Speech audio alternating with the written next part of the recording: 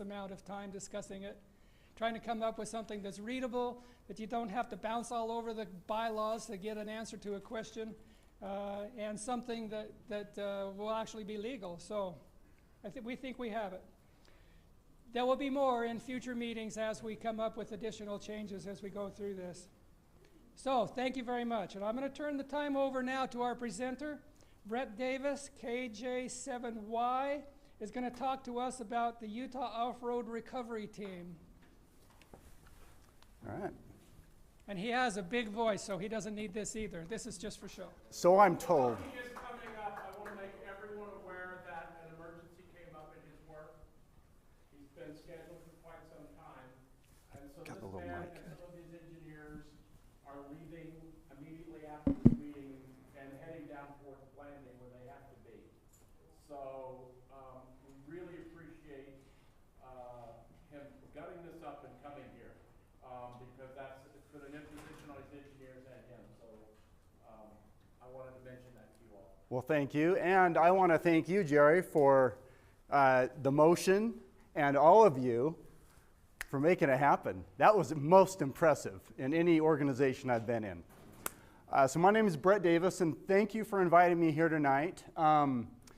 I'm parked in the east lot, not the north, so I don't know, maybe I'll be thumbing a ride afterwards, and I won't be getting down there so fast if it's towed. I see some familiar faces, Noji and Adam over here, and so I'm with, we need to probably turn mine on. All I have to do is just push the button. Just like that.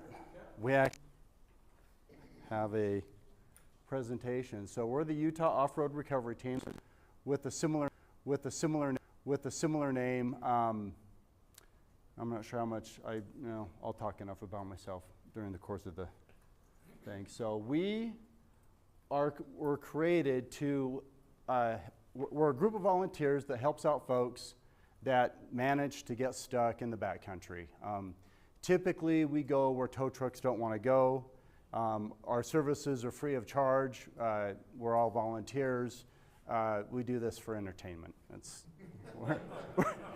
We're a sick and twisted sort. The gentleman I walked in with today talked about his neighbor, Mad Max, and I think I have a lot in common with your neighbor.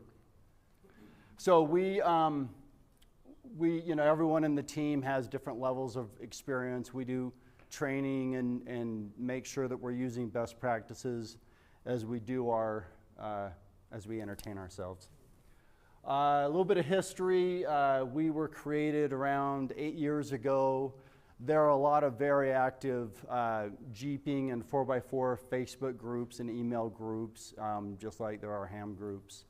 And at the time, there was suddenly a rash of people, getting stuck, and there was a lot of volunteers and a lot of help in the community, and folks would say, "I can help, I can help, I can help," and then an hour later, 2 hours later, it's like, "Well, did anyone go help?" "Well, I don't know," and sometimes we get together and go, and sometimes it just really wouldn't happen. So we got together and there were several of these groups that formed, and most of them, like I said, were kind of a free-for-all, and we saw an opportunity to organize just a little bit more and be a lot like search and rescue, if you will.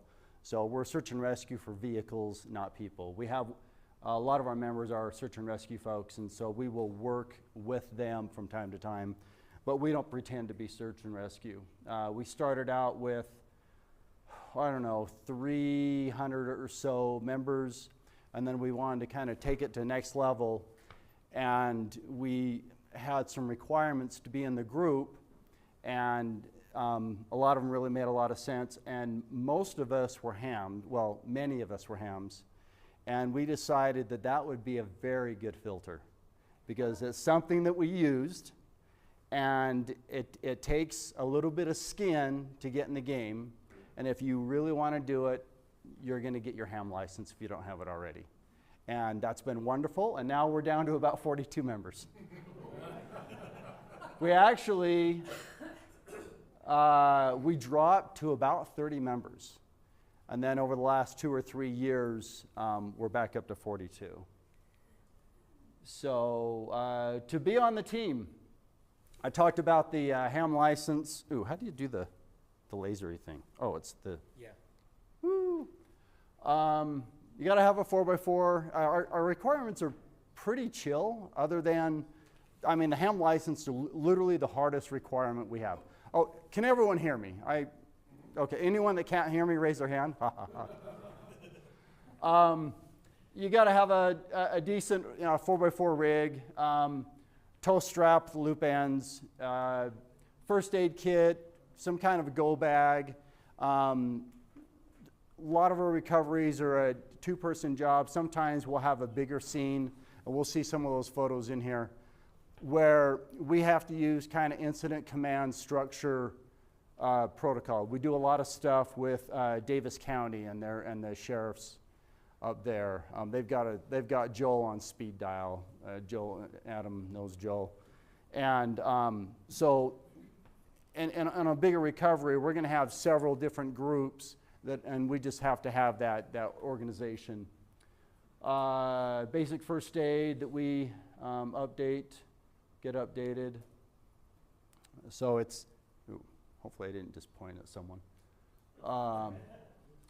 So how we operate, we're basically Facebook based, and we're looking at other ways to do it. But if someone's stuck, right, kind of everyone here has a friend that's a Yahoo Jeeper, right? I mean, everyone kind of knows someone. They know that person, right? And so a lot of times they either know about us or they'll reach out to their friend and their friend knows about us. So there's a little bit of community knowledge, a little bit of word of mouth. They can Google us up, but they reach out, they message. We have a members group where we all geek out and talk about recovery things. And then we have a public page, and they message us. There's 6 or 7 of us that monitor that, and we're the dispatch team.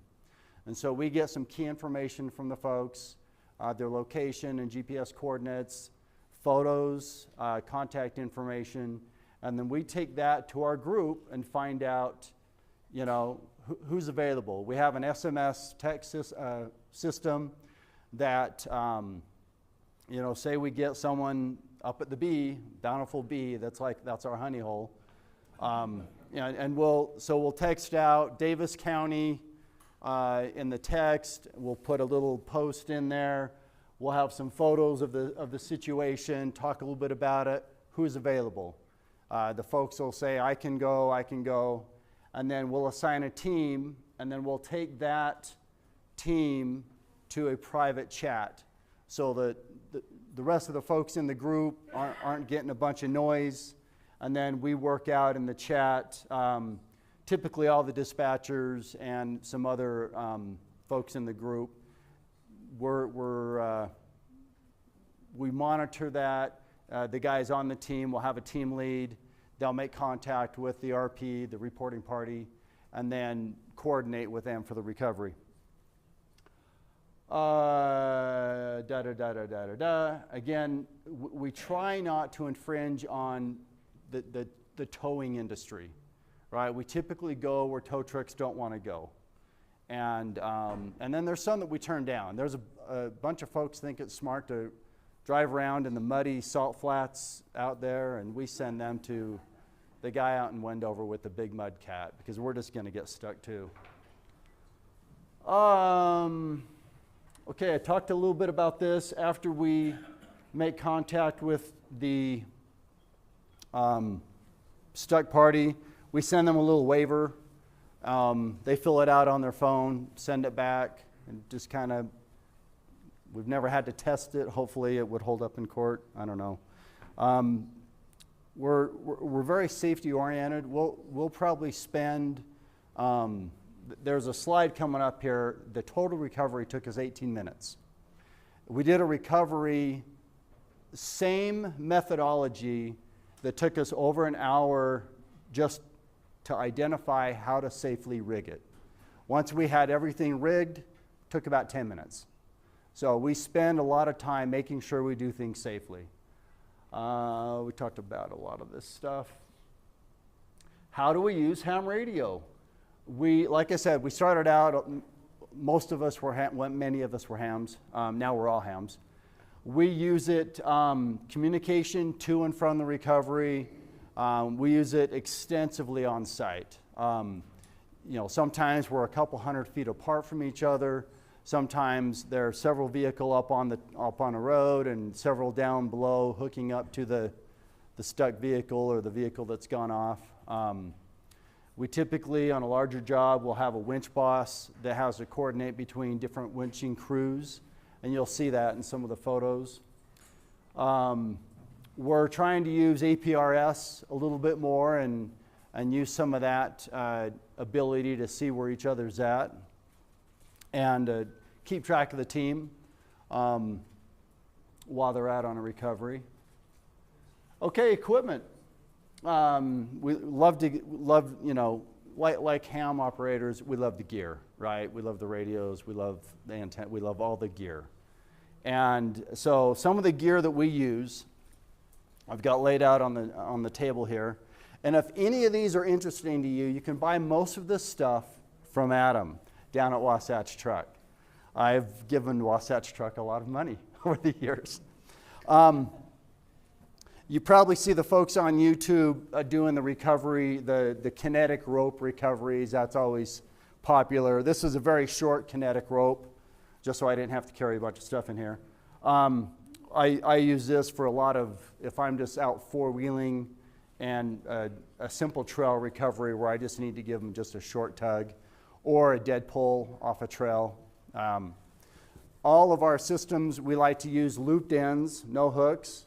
And then we like to attach things to each other using either like a Crosby screw pin bow shackle or Joel's favorite. I mentioned this guy named Joel a lot. He's our VP. He's a heavy wrecker operator, and he now sells tow trucks and knows the ins and outs of it. But he hates soft shackles. And so we just have to torment him with soft shackles. And so a soft shackle, you can loop it through, knot, noose, load, like that, and then this would go around. Maybe something that you would put in your trailer hitch, like that, and you'd hook it on like that. Never, ever, ever, ever, ever, ever, ever use a trailer hitch ball if you find yourself stuck. If that's all you have, take the receiver out, put this in the receiver, put the pin through it, just like you would hook this into your receiver. I could be done right now, actually. That's the most important thing I've said tonight. Winch extensions. One of the things that's hilarious is we'll have some folks go out, Dell or Knowles, or just somewhere where they fall through like the muddy crust or, yes sir? Why not the ball? It becomes a projectile. It's made for kind of a static, towing. You're never really giving it an impact load. It's just, yeah. The ball pitch is only good for the tongue weight, really. And Joel, his person will educate you on how these things turn into missiles. Relentlessly. He's collected quite a album of photos of tow ball hitches gone wrong. Adam's seen it, I'm sure. And we get a lot of recoveries that we end up calling a 2-fur or a 3-fur or a 4, I don't know, with 4-fur. Well, folks, hey, I'm stuck. Jim, come get me. Jim comes out. He's stuck here. What do you think Jim does? Guess who's stuck now? Right? So it's like, okay, it's more fun for us. Yes, sir. Well, I learned something now about the ball. I didn't know that was a problem. But why don't you like hooks? Have they got the same problem in some way? Or It can, and it can fall off, and sometimes it just, like if you happen to back up a little bit or you're repositioning or something, the hook can fall off. So we like a closed system as much as possible. Sometimes all you have is a hook. Sometimes the only thing on a vehicle, like the newer Jeeps have these silly hooks on the front of the bumper, and it's like, why? But they know better. But I mean, I don't know, this has a hook on it, and we use this a lot, so. But mainly that's why. Safety issue as much as the ball snapping off. Yeah, and typically any tow strap with the hook is probably rated for about 5,000 to 7,000 pounds. So it's, you know, you get them at Walmart, and you know, you're gonna maybe tow your Honda home from where it broke down at Walmart. I don't know, but that's the main reason. It's a safety and rating a little bit. These are, Adam, help me out a little bit here. Where this is 4 3/4 tons, but there's like a 5-to-1 safety factor, right? Yes. It's anything that is used to lift, not tow, but to lift, is a 5-to-1 minimum. Yeah. So most of the towing gear is minimum 5-to-1. So instead of 9,500 pounds, that's like 45,000 pounds An ish. example, my winch cable is rated for a 7,400 pound working load. The minimum breaking strength is 52,000 and change, and that's normal across the. And if your 4,000 Yeah. pound Jeep is stuck up to its axles, you know, you're looking at tens of thousands of pounds to pull it out. Yeah, it can add up. And so a lot of these things will break, and if they break, they will kill you. Yeah, Joel has all that recovery math, and I should have it, but I learned it and forget it. But there's one recover. Oh, somehow we're off my slideshow. Did I? We can swap right back. Oh, okay. Just that the viewers on YouTube might have wanted to see some of your toys. Oh, very good. Okay. Did we hit all the toys? We got the chain bridle. Oh, I was telling a story. So instead of pulling right up next to them, we stay like 50 feet back or 100 feet back or where it's solid, and then we reach out and grab them and pull them to safety. So a lot of us carry 2 or 3 of these 50-foot winch extension lines. And sometimes we'll use these. You'll see in a photo where we have to reach down a, cliff. Yes, sir. Do you ever have to help somebody with not only their truck, but also an RV that's off? I mean, you do that occasionally? Yeah. Because that's part of where we get into it. Yeah, we've done a few. We don't see as many of those. Typically an RV somewhere where they could call a wrecker, and a wrecker can get to them pretty easily. We're typically places where wreckers literally don't want to go. Yeah, and we've done a few, and I've done a few both on and off the team.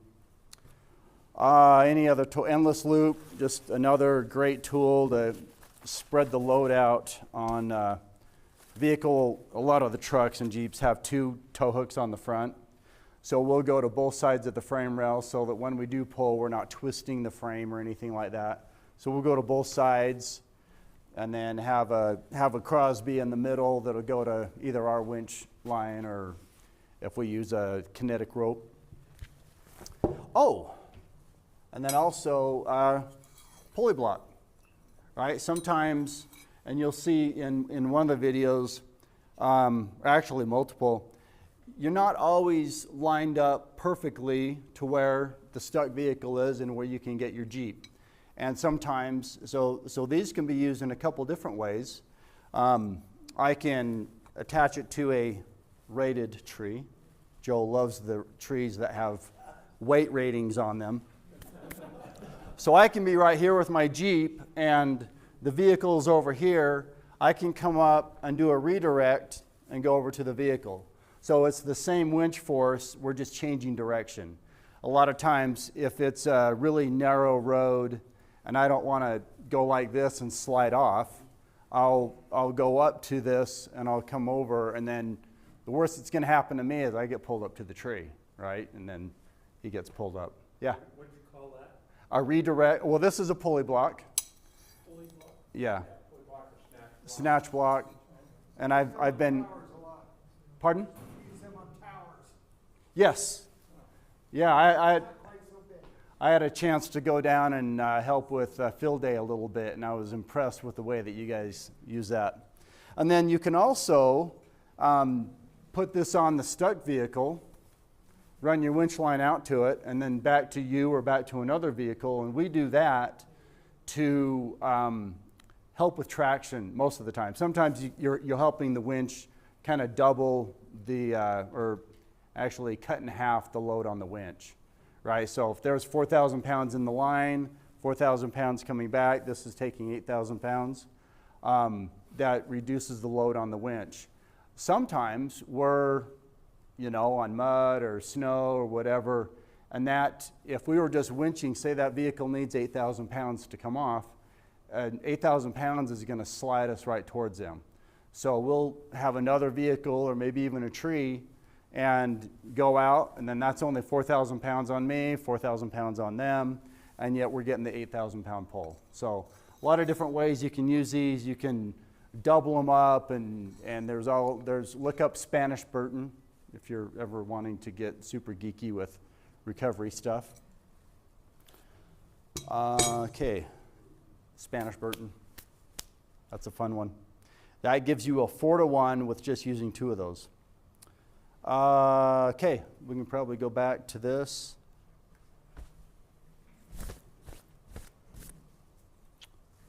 How far did we get? Training. We go out. This is Joel's Jeep. Actually, he runs an off-road training company, teaching folks how to properly recover vehicles off-road. And so we have internal team trainings 4 or 5 times a year where we go out and we practice and learn new things and kind of sharpen our skills. Okay, this is, I think this was up at the B. This is the one I talked about. From when we get there to when we leave, or to when we're done, took 18 minutes. I love this. This is one of the things that we like about our team is, well, we work as a team. And we've done so many together that we know what we're going to do. We still do a scene assessment. We still talk about, especially on a more difficult one, how we're going to do things. But on one like this, there's a vehicle right there. One like this, I was the 3rd vehicle. Alex and Vernon went up, turned around. I pulled in. Ryan behind me hooked onto me. Vernon hooked onto Alex. Todd was back 2 or 3. We thought this was going to be really nasty, and we'd actually already done one earlier that day. And because Todd wasn't using his vehicle, he became winch boss. And then you'll see us all kind of. So we pull up.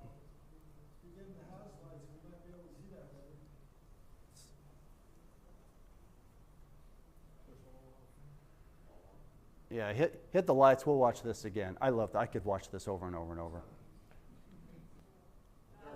Okay.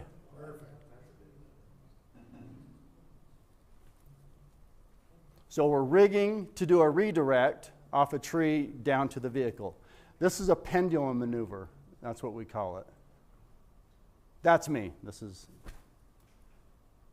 And that's it. Done. Like bam, bam, bam. And just, those are so fun. We just love doing that. So we did a very similar one 3 weeks ago, Milkmaid up above Silver Lake. And it took us, like I said earlier, over an hour to rig it safely. Just narrow road, we didn't really have anything to hook onto. Crazy rains were coming through. And while we were up there was a landslide behind us on the trail. So on our way out, we had to kind of 4-wheel up and over it. But we like that because we're Yahoo Jeepers. This is one out in the West Desert. This ram's stuck in a ditch. Similar approach. Yeah, keep it off. We'll run through a couple. How are we on time? Oh, we're good. Okay. You're doing good. Let's see. So Mark had gotten out there, and he was in the Blue Raptor, and he'd kind of done a scene assessment and planned everything out. So when, I'm trying to think of who else was there. When we pulled up, he's like, what do you think of this and that? And we said, yeah, let's do it. Bam. Kind of boring, kind of fun. We don't like... It looks so easy unless you're the person stuck in the ditch. Yeah. We don't want any of our recoveries to be exciting. We want to be very boring. It's fulfilling and satisfying. We don't like exciting. Okay. Oh, this was kind of fun. This was up by Silver Lake, and they had ripped the A-arm assembly off. That thing was like barely hanging on. And this guy was selling these plastic sleds, more for ATVs, but we're like, hey, let's try it. So we rigged up. I think this was right after hernia surgery for me, so I couldn't do anything but drive.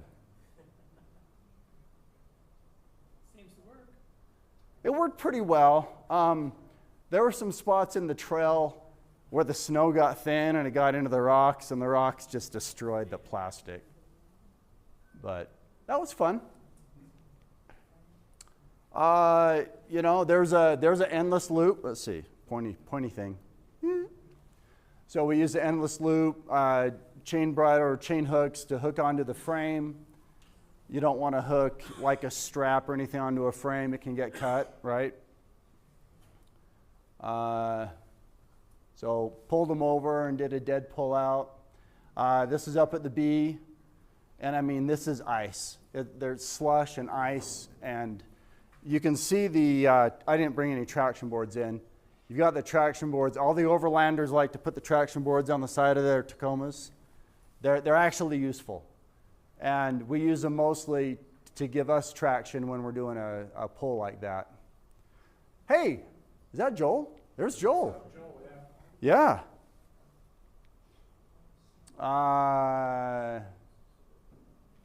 Let's see where I'm. Oh, this is up by Heber. Okay. So we're doing a redirect.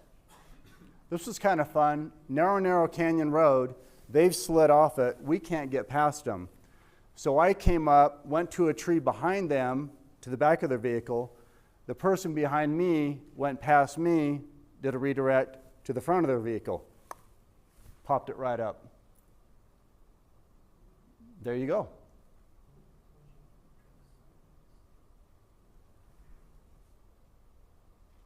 Oh yeah, you guys can see that one. Okay.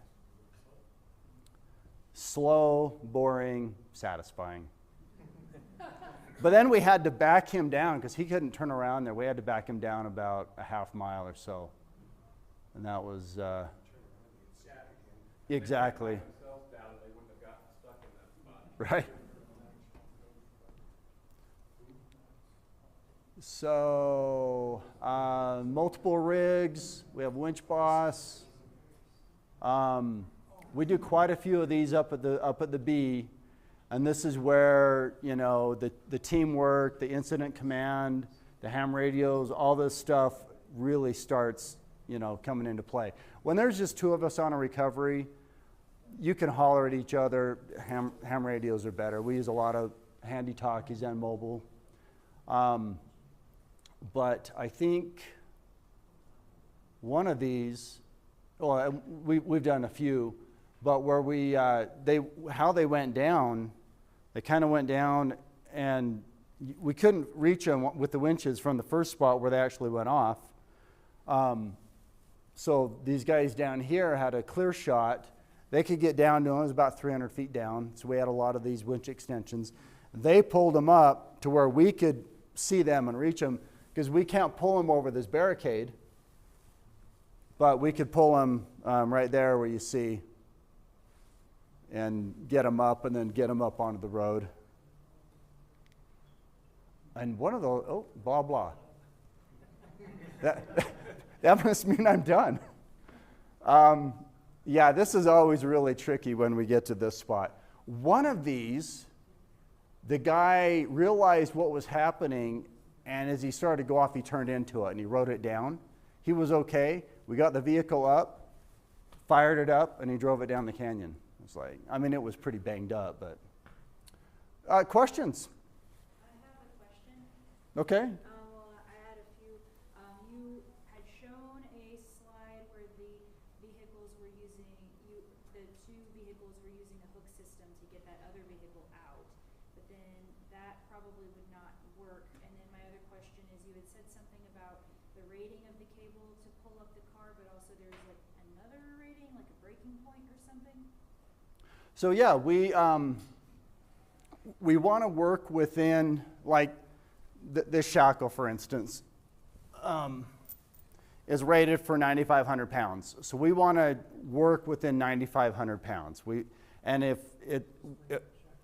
if we think it's going to take more than 9,500 pounds, then we'll hook on to multiple places so we don't overload it. What was the other part of the question? You had talked about the rating of the cable, but also a different rating, like a breaking point or something? So there's two ways they rate these. They have a minimum breaking strength, right? And a lot of the ropes are rated that way. So if they tested 5 of them and one of them broke at 47,000 pounds, that's the minimum, right? You don't, who cares if the other one's broke at 60, you know? If you hit 55 and you're using the one that's 47, you're in trouble. And then maximum tensile strength, and then things are based on that, and that's a lot of the steel stuff. Working load. So that's a 4.5-ton working load, but it's 5. Minimum brake strength is 5 times that. When they actually test them in the lab, and when you buy a Crosby boat shackle versus the ones at Harbor Freight or something else, those are actually tested in a lab and they publish their results. The ones at Harbor Freight and also some of the expensive ones in 4x4 stores are not tested, and so they are known to occasionally break. So it looks cool on your Jeep, but you don't want to get pulled by it. Yep, perfect. There was a question here. Well, how many, you showed instances where the vehicle hadn't rolled Mm-hmm. down.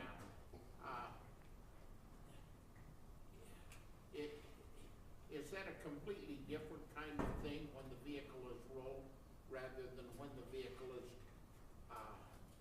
well, you showed one where the vehicle was upside down, but you were fairly close to it.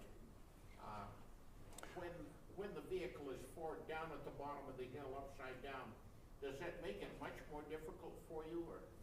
Absolutely, and typically in that situation, we will get the vehicle up on its tires. We'll roll it over whichever way we can, and then I'll get back to you. And then we did one a few weeks ago, and Joel was down on it, and it was a Dodge truck. It had rolled over, so we got it up on its tires, but then the steering wheel was locked, right? And so the front tires were locked. And most of the way up, they had to winch it up about 100 feet, maybe 75 feet. Most of the way up, it actually worked out great. But then they got to the top, and the front just kept swinging over because those tires were. So generally, we don't want to just slide it on its roof or its side. I mean, that's just going to tear it apart even more. So the first operation will be to get it on its tires, and then we can get it out easier. And there's generally damage rolling it back over, but Yeah. you know, it's worse if it's upside down and they drag it out. Yeah. It's also easier recovery if it's on its wheels. Absolutely. 100%. So what'd you do with the locked steering wheel? We just exerted our will. And we just, all you can do is just kind of pull it up, and you put a winch line or 2 or 3 on the front, and the tires are going to slide whichever way you want. How often do you have to deal with spilled fuel and have to be super cautious for? Hardly ever. Hardly ever. We haven't had that. You can have fluids like oil and stuff like that, and most of us carry, and I say most of us because mine isn't in my Jeep right now, like a spill kit where you've got, you know, the kitty litter or the absorbent stuff. And so if it's laying on its side, you're going to have oil that's leaked out of somewhere, you know. And most of our recoveries, I'd say maybe 5% are have rolled at all. And so the vast majority are just, like the one that went off the cliff, we say they ran out of talent. And then the other ones, you know, the other ones are just, they're just out having fun, you know, and just stuff happens. Let me come right here, and then I'll get back over to you. Yes, ma'am. You had shown one where you replaced the wheel with a snow skid, but what would happen if the truck was then upside down, but then the wheels had also come off, so now you don't have the tires in order to help get it back? We would still try to get it on its tire, back right side up. And then, you know, we've used an old hood, like from a pickup truck, and put it under the front and rigged it on there. We used, I did a side-by-side, and you can do this with a Jeep too. It had ripped the front off, and we used a big log. We just put a log down underneath that side, chained the log to the suspension, and we actually ran the chain, kind of daisy chained it a couple times up to our Jeep, hooked it on, and we literally pulled the side-by-side with the chain, with the log, and it was riding on the log on that side. And I think we had it hooked to, because I was following, so we had it hooked to Todd's Jeep. And from behind, it looked just like someone in a side-by-side was just following too close. And it worked pretty well. It fell off once, but we got it back on using the most dangerous tool known to man, a high-lift jack. Back to you, and then Jerry. Well, it's just so interesting. I've learned so much that, so with these steering wheel locks they have on all these vehicles and that now, oftentimes some of these scenarios you're showing, the people a lot of times are still in the car so they can turn the key and unlock it. Yeah. Sometimes they're not. And I know you're not into rescue if you can help it, but some of those people, they can't get out until you can get them back up the hill. Do you try to get somebody to be in there turning the key to unlock these? You got all these things you got to counterman nowadays in the new cars. On the stuff down the cliff, sometimes we've had a person in it when we've been pulling it up. Generally we don't, but I'm trying to think where we've had a situation where they were stuck in the vehicle. And I don't know that. Yeah, I mean, if it's really bad, they've gotten out, they've hiked down, they don't have cell service anyway. They've called us, we've gone back up later.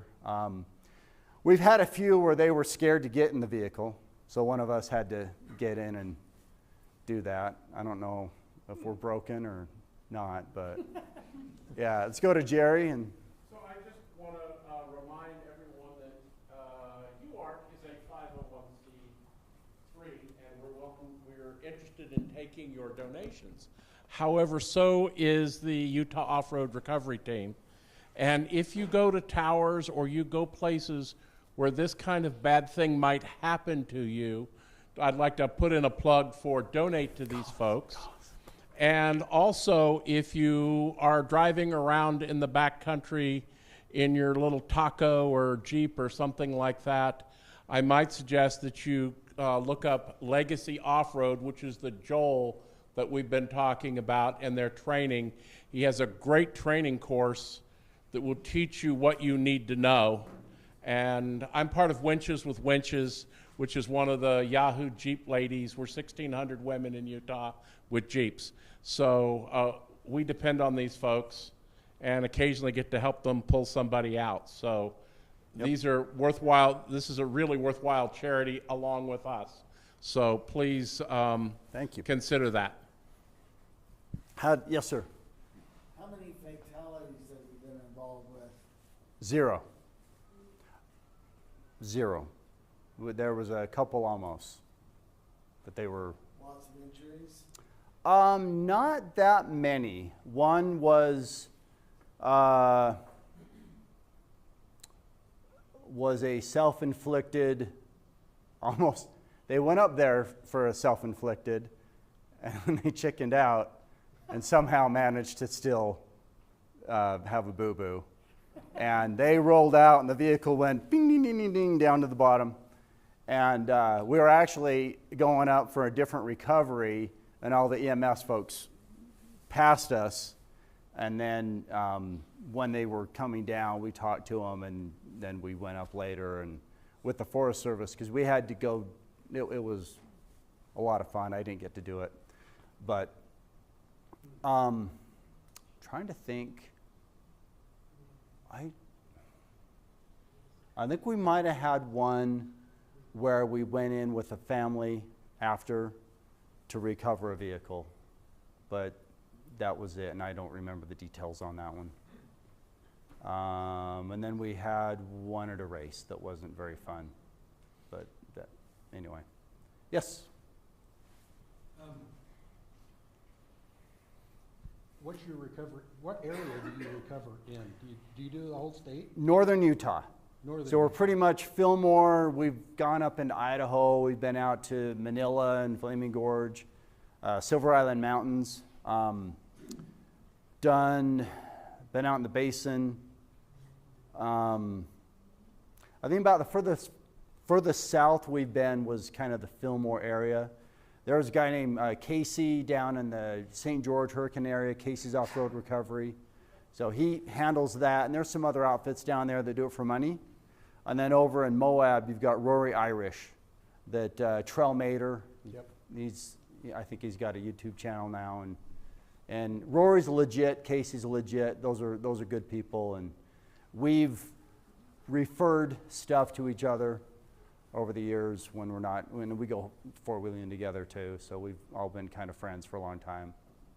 But yeah, we have people up and down the Wasatch Front, and we have a few people out in the basin. They kind of have their own. They've got a little kind of mini group out there that they handle a lot of that stuff. That's a drive. But yeah, yes, sir. On communications, are you using just 2 meter and simplex? Typically. Okay. Yeah, well, we just standardized on a repeater list after someone. Let's go to the promontory repeater. And I'm like dialing it up. Okay, I'm here, and everyone else is there but me. And so whatever I named promontory was different than what they named promontory.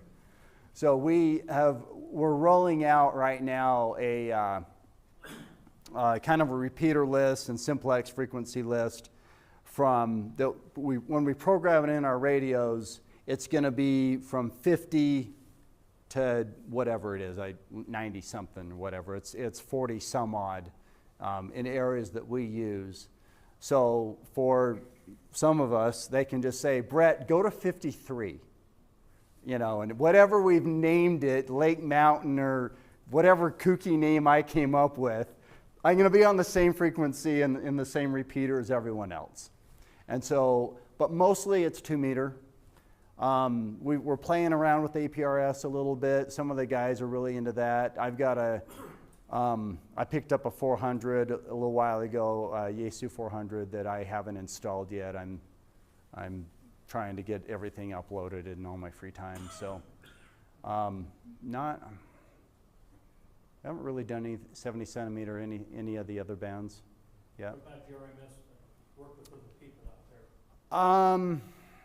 GMRS, it's great. Yeah, I have a GMRS radio in all my rigs because that's all the Jeep outings now have that, and you can talk to each other. You're using for Jeep-to-Jeep communication. Yeah. But all the people leading, big Jeep runs, the recovery team, you've got to have amateur radio to have any kind of distance and things like that.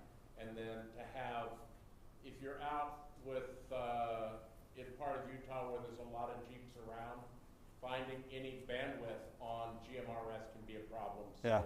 that's why we all use ham radio if we're leading anything or anything like that. Let alone the 6-year-olds running around camp playing hide and seek. You know, you're going to hear them too, and it's, you know, and when my kids were little, they played with the FRS back then, you know. Yes, sir. Have you, actually, I just wanted to hold the mic there. Cool. Okay. I just want to do a mic drop, but I have this thing. It's not really going to work. Have you thought about HF NVIS? I'm sorry? HF? NVIS? NVIS? I don't know what that is. Straight up and straight down on HF. Okay. That's how we did the Pony Express, communicating to Salt Lake from the 200 miles away from Really, Salt Lake. the 2 meter works really well for what these guys are doing. Also, sometimes they'll be doing 2 at the same time. I mean, I love these folks because they save our butts. And by the way, if you are also thinking someday you might need them, follow their Facebook page now, not when you're in the woods going, what was that Facebook page? So, but yeah, the 2 meter works really well for them, and it's simple, whereas the HF stuff has capabilities. There was the guy stuck in Death Valley recently that broke into an HF communication between somebody in Florida and Connecticut. And so they were able to get 911 help across the country and save the family that was able to use their HF for that. But they're pretty organized. They're already coming out after somebody who's done an oops. And so they need that shorter, you know, VHF type stuff that we all do when we're, you know, in short range stuff. Same reason the SAG people tend to be on the 2 meter. Yeah, I'm intrigued by it. That's something I didn't know about. So I'll try and remember that. And 'cause we've got some guys on the team that'd probably love to test that out and see how we could deploy that. Yes, sir. All right. We have more than a dozen people watching live, so including people that used to live in Utah, like Ron, K7RJ's in Tucson, Arizona. Let's see, I think Rick, AI3W, just moved to Wilson, North Carolina. He's there. And Tom Schaefer, NY4I, asked a question. He used to be the president of UARC, maybe 20 years ago, Tom? Anyway, he's in Clearwater, Florida, and he asks, let's see, do vehicle owners sign a liability release to protect you from any legal liabilities? And then he says maybe since it's a free service, there may be Good Samaritan laws may help you there. Yes and yes. So the Good Samaritan, we really do depend on that quite a bit, but we do have a liability waiver that we send out. They sign it on their phone and then send it back to us. So yeah, we rolled that out a few years ago. So for sure, yeah. So he's heading down to Blanding area tonight with some engineers, so we probably should let him get on the road. We get talking about this stuff, and I just talk. So Yes, thank you. This, but also I want to be appreciate Right. our speaker. No kidding, right? Ending his emergency trip or delaying it so he can come speak with us. Okay. Well, thank you all.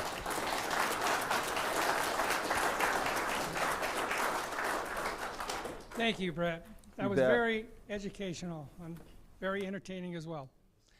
Okay, we have one more thing to talk about. We had a work party go down to Leamington. That's where one of our stations is located for a work party. We did some work there. There were a handful of us. Some of the guys in this room were here. Gary, Mike, myself, Clint, Laird. Where's Laird go? There's Laird. Yeah. Yeah, James. Yeah. Okay, a bunch of guys. So we're going to turn on time over. I guess, Gary, you want to talk about what we did down there? I'll do some, but yeah. Okay. Should I use the mic? Sure. Yeah. If anybody else wants to chip in. I'll talk about this a lot at the November meeting. I think October is homebrew, and then November will be about the HF remotes.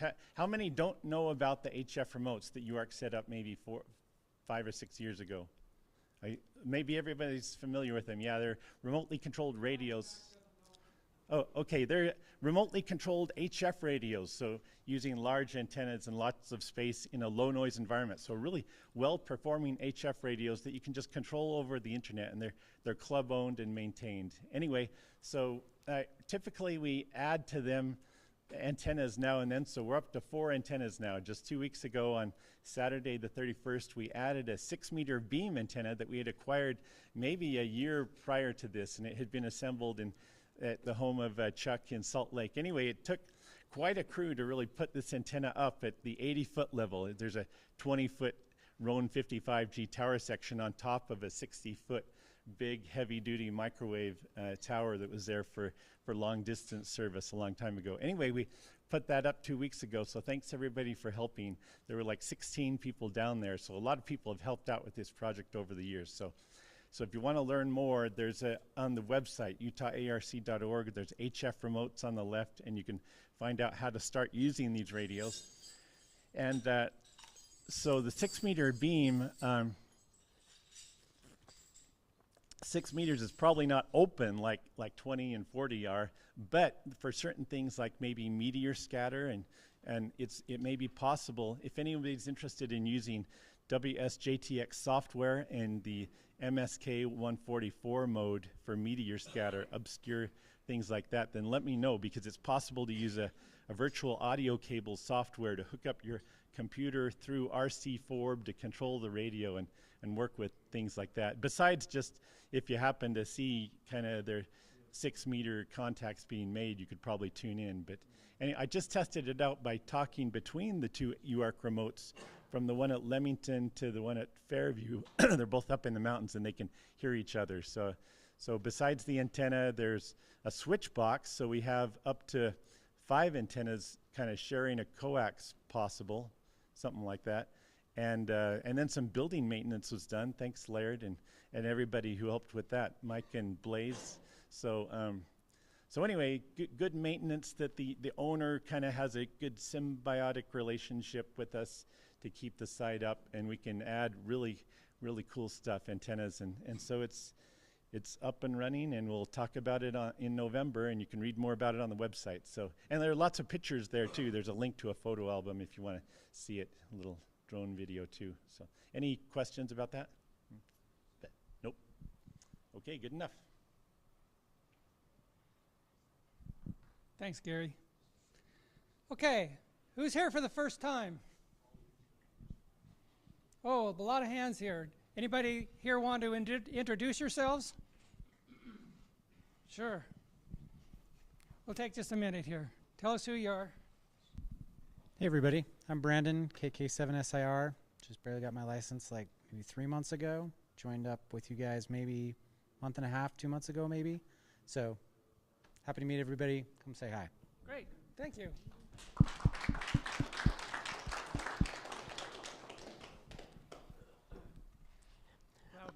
Yeah, I'll try. I'm Joyce, WD4CFE. I'm Jack's wife, and I've had my license for 47 years. Whoa, I am impressed.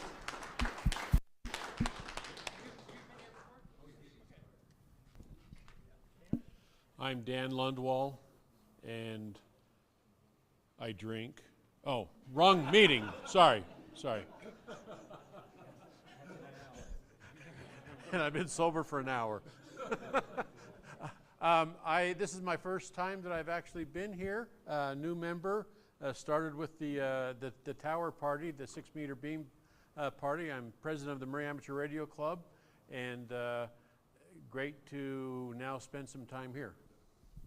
Great.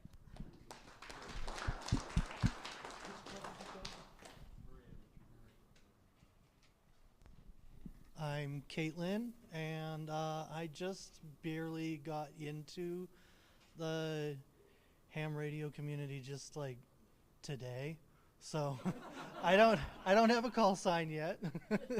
You know, just wanted to come up here to you know, get involved in the community, and you know, maybe find some people who be willing to help me get started.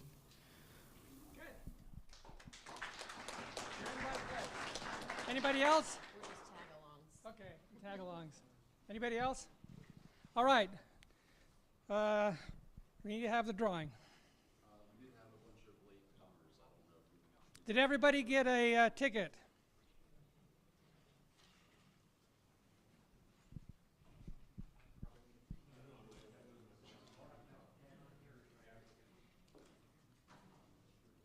Just remember that next month will be the homebrew night, so it's worth attending, and if you have a show and tell, please come prepared to show and tell.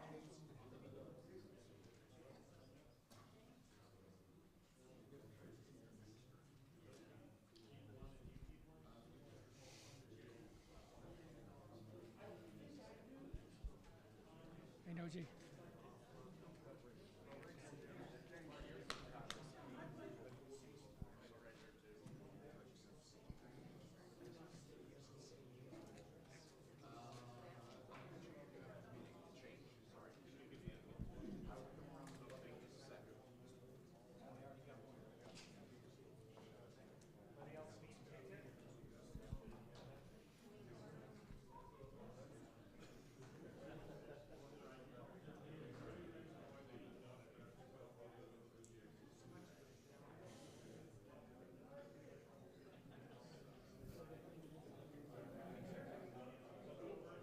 Thanks, Bruce.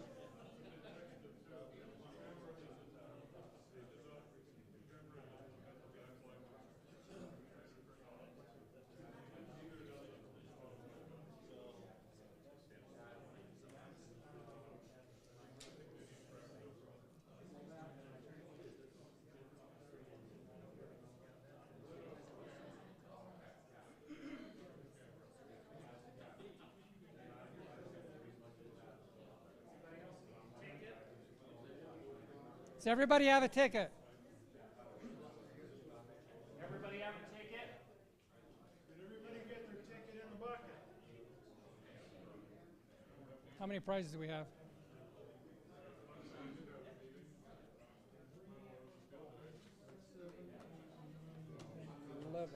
11?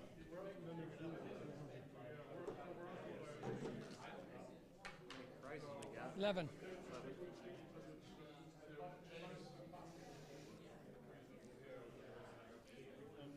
Okay, we have 11 prizes, so Linda's going to choose 11 tickets. I hope you all put the right one in. You keep the one that says keep this ticket, and you have to keep it forever. I have a whole drawer full at home. Until we get out the door. Forever and ever, amen.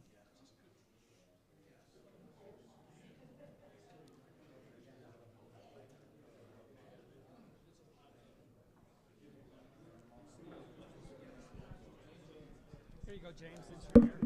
Yeah, for sure.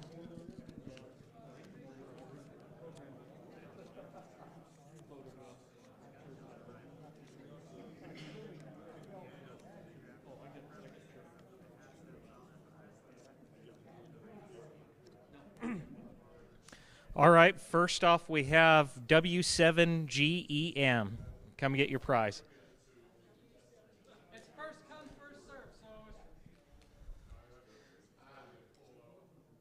Why don't you, yeah, so why don't you draw again? I probably already have one or two. Sounds good. All right, so go ahead and draw two more.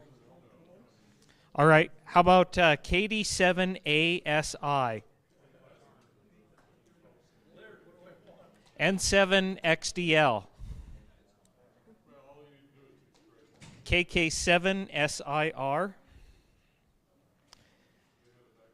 KF5UPT. KG7UJL. N7MFQ. KA7TPH, N7OVG, KF7OZK, N7JAB. Ted's not here. So KK7WI and K7KQY.